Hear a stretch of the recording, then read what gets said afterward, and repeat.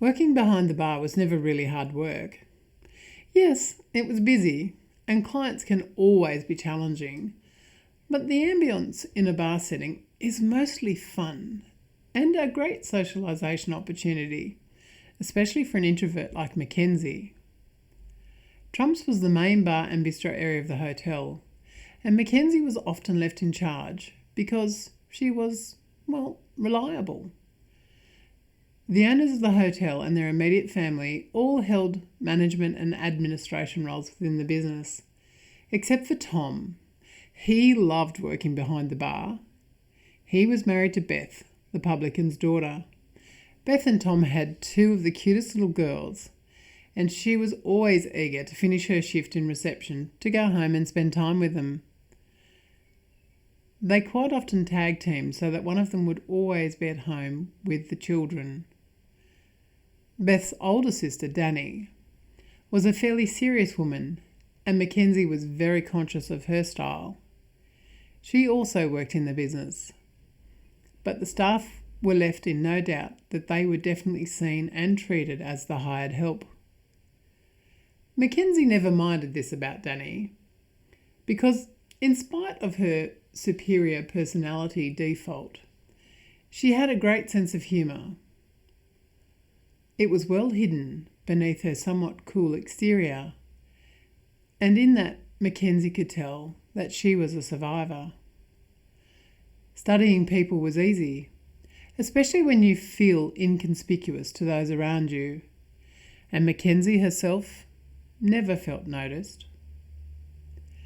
Danny was married to a local businessman. Andrew was quite tall, a lot taller than Danny, and he was, she noticed, very observant of those around him, especially women. Mackenzie was nice to him, mostly because she had to be, yet she never felt comfortable when she was around him. Her debut into this particular hotel was for Mackenzie not quite the baptism of fire that she had encountered at her first pub job. Experience is everything, and once you learn a new skill and perfect it, the next opportunity can be approached with a greater level of confidence. In that moment, her memories of that time came rushing back in, with Marie teaching her how to pull a beer using a bucket of all things. At the time, she thought it was quite ridiculous. However, on her first attempt, she realised why the bucket was time critical. The art of flicking the bar tap on and off may come naturally to some. However, it did not occur to Mackenzie at the time that learning to pull a beer is an art form to be mastered, and, much like riding a bike, it's something that once you learn it, you don't really forget. What she also never forgot was the day she had entered the cool room to get 2 glasses of red wine. Why they kept red wine in a cool room she never really understood, probably because it was cheap cask wine, not the good stuff that came in bottles. And as she turned around with her 2 glasses in hand, there was her boss, Tony. She never took exception to the fact that he looked at her in a manner which was less than appropriate, or that he had previously told her that she had childbearing hips, whatever that meant. What she took exception to was the feeling of being trapped. And even though she had only recently turned 18, she was not about to let this situation get out of hand, so she chose her words carefully. Slowly and with purpose, whilst holding his gaze, she said, "I suggest you turn around and walk out of here, or we're going to land in some hot water here, Tony." He guffawed, saying, "What sort of hot water are we talking about, Mackenzie?" His eyes watching her, gauging her reaction, and she remained cool as she stated, "The kind that has you wearing 2 glasses of red wine all over that pristine white shirt of yours. And then you explaining to your dear wife, who I'm sure I saw sitting at the bar, didn't I?" He smiled at her, not really a dangerous or threatening smile, more that of a cat toying with his prey to see which way it would run. He said, "You wouldn't dare." To which Mackenzie smiled, a big smile, as she said, "Well, why don't you take another step forward toward me and let's just see, shall we?" With that, she stepped forward and he moved out of her way. It wasn't long after that particular afternoon that Tony started putting Mackenzie on the late shift and he left her in charge. Had it all been a test? She never knew and she never asked. Some questions are better left unanswered. Even though she was experienced, Mackenzie felt that if she volunteered to work for free for a month, her prospective employer may hire her once they saw how good she was behind the bar and with customers. The pub was her second job. Her first was in finance, and Mackenzie had taken the second job to support her current lifestyle. She lived with her boyfriend Greg, having moved to town and moved in with him fairly quickly thereafter. Naivety had been her mother's undoing in life, and Mackenzie didn't even realise that she was travelling the same road herself. You see, it had been agreed that Greg would pay the rent and Mackenzie would pay for food and bills. It seemed fair enough at the time.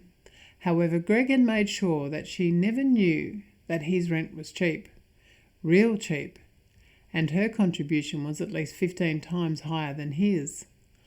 Hindsight is indeed a wonderful trait to have. Mackenzie was not surprised when Danny told her after 2 shifts that she was now on the payroll, albeit she was fully prepared to work out the month as she had originally offered. She soon got used to her regular shifts on Friday night and Saturday day. However, the ability to work late and start early was at times challenging. Her uniform for behind the bar was fairly simple back in the day. No branded shirts back then. A simple white blouse teamed with black pants or a skirt. Mackenzie always chose the skirt. You see, she was a fan of lingerie and had always enjoyed the feel of wearing suspenders with stockings under her skirts, with silk or satin and lace camis and French knickers or sexy little bodysuits that accented her ample bust. Mackenzie was quite tall. She loved her height, and she had a reasonably athletic figure with a bust that turned the eye of many men and, as it turned out, women as well. From time to time, she would be required to work a midweek shift, especially if it was a busy week in town.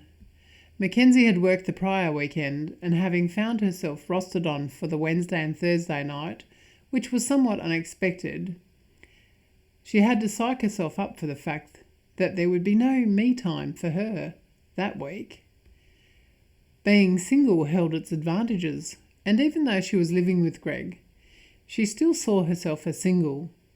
After all, they were not engaged, just living together. Greg had been married once before, and his relationship lasted less than a year. She was having a steamy affair with one of the lads from her work office, apparently, and when Greg left for work, the other man didn't think twice about jumping into someone else's bed, or wife for that matter. Thank you very much. He eventually set a trap to catch them out, and he had once told Mackenzie that he had been warned by many of his friends and his brother as to the sexual antics of his new bride. It seemed on reflection that they had both gotten caught up in the pomp and ceremony of a big fancy wedding, but somewhere along the way they had lost each other. They would remain friends, and even though Greg had assured her that he was not going back to her, he had lied to Mackenzie, taking her into his bed one night for cuddles. Only, he assured her. Naive and foolish she may have been, stupid she was not. She was fully aware that the feelings so soon after a breakup would have been raw, and even though he had left her for cheating, he was still deeply in love with her.